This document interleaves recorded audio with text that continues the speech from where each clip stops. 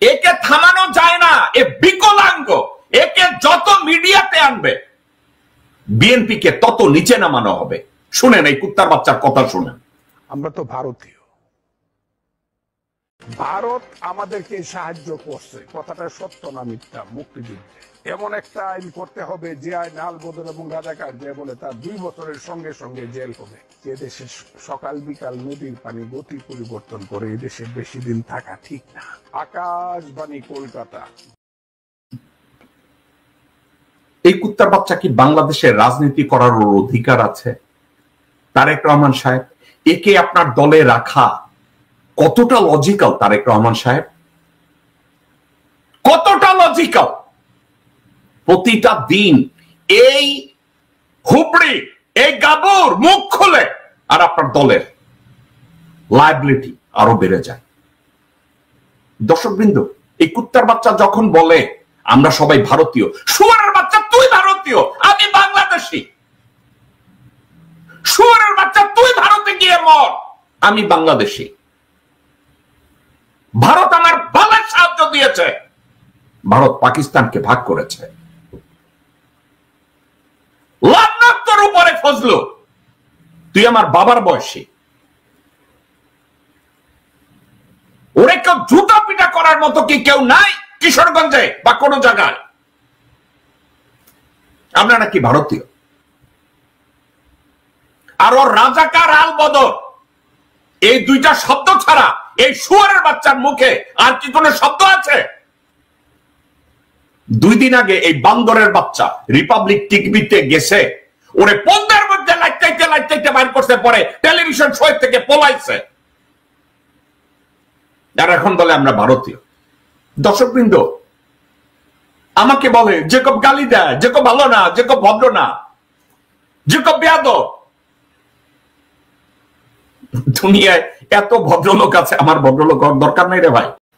5ই আগস্টের জেনারেল ওয়াকারুজ্জামান যখন বলছিল সব বিচার হবে, আমার উপরে আস্থা রাখুন, আমার উপরে আস্থা রাখুন, আমার উপরে আস্থা রাখুন, সেদিন থেকে আমি বলে আসছিলাম general Wakeruzzaman he just meet Jafar Ali খান।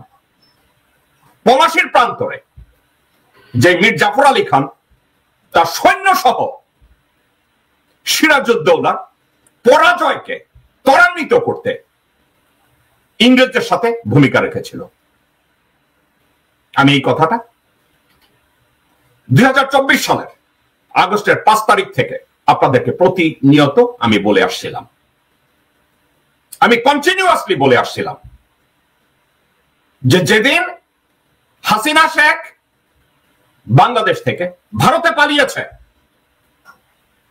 ওয়াকারুজ্জামান এই পালানোর জন্য আনুষ্ঠানিকতা করে সার্বিক নিরাপত্তা নিশ্চিত করে 14টা ব্রিফকেসে ভর্তি আমেরিকান ডলার এবং বাংলাদেশ ব্যাংকের লকার থেকে সমগ্র স্বর্ণ, ডায়মন্ড, হীরা, জহরত বোঝাই করে বিমান বাহিনীর প্রধানের সহায়তায় তাকে ভারতে যেতে সহায়তা করেছে। এবং গত 16 বছরে রয়ের 353 জন সিনিয়র অফিসিয়াল ভারতের, যাদেরকে ডিজিএফআই হেডকোয়ার্টার থেকে সরিয়ে রাষ্ট্রীয় অতিথি সেনাবাহিনীর অভ্যন্তরে, ঢাকা সেনানিবাসের অভ্যন্তরে একটা অতিথিশালায় তাদেরকে নিয়ে হেফাজত করেছে এই general Wakeruzzaman. The way Mir Jafar Ali Khan did during Nawab Sirajuddaula. এই কথাগুলো নতুন কিছু আপনাদেরকে আমি বলছি না, এগুলো পুরানো কথা, এগুলো আমি আপনাদেরকে বলেছি, এগুলো নিয়ে লুকানোর কিছু নাই। যে জেনারেল ওয়াকারুজ্জামান ওই সময় বলেছে সে চুপ্পুর কাছে যাবে, সংবিধানকে সমুন্নত রাখবে, একটা কারণে করেছে। কারণ ওয়াকারুজ্জামান ওই সময় ভারতের বৈদেশিক সচিব, প্রতিরক্ষা সচিব, ভারতের সেনা প্রধান এবং ভারতের প্রতিরক্ষা মন্ত্রী এবং পররাষ্ট্রমন্ত্রী জয়শঙ্করের সাথে প্রতি 10 মিনিটে একবার কথা বলেছে। এটা আজকের লুকানোর কিছু নাই দর্শকবৃন্দ, এটা নিয়ে নতুন করে বলার কিছু নাই।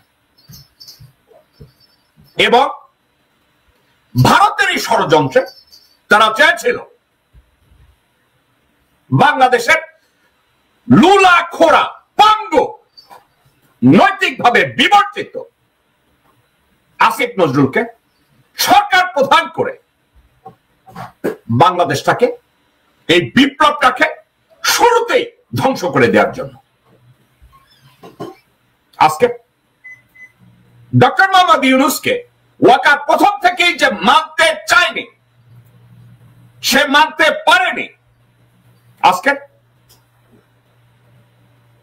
বৈষম্য বিরোধী ছাত্রদের নেতা তার একটা মন্তব্য থেকে এখন আমরা তার মুখ থেকে শুনতে পাচ্ছি,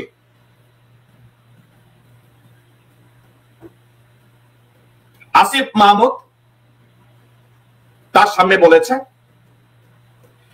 ছাত্ররা যখন ডক্টর মোহাম্মদ ইউনূসের কথা বলেছিল তখন এই ওয়াকারুজ্জামান বলেছে why not any other person, অর্থাৎ অন্য কেউ নয় কেন 30 থেকে 40% মানুষ নাকি আওয়ামী লীগকে তখন সমর্থন করে তাদের মতামতকে উপেক্ষা করে ইউনূসকে প্রধান উপদেষ্টা করা কি ঠিক হবে?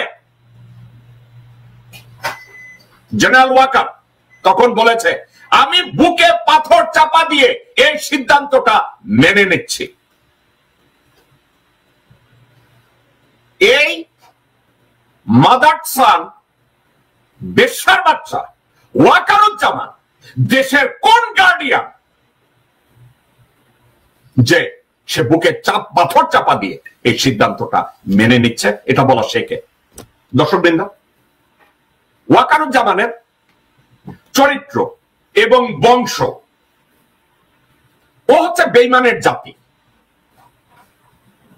ওর বাপ দাদারা এবং নানার বংশ ইংরেজদের কাছে মাগি সাপ্লাই দিত,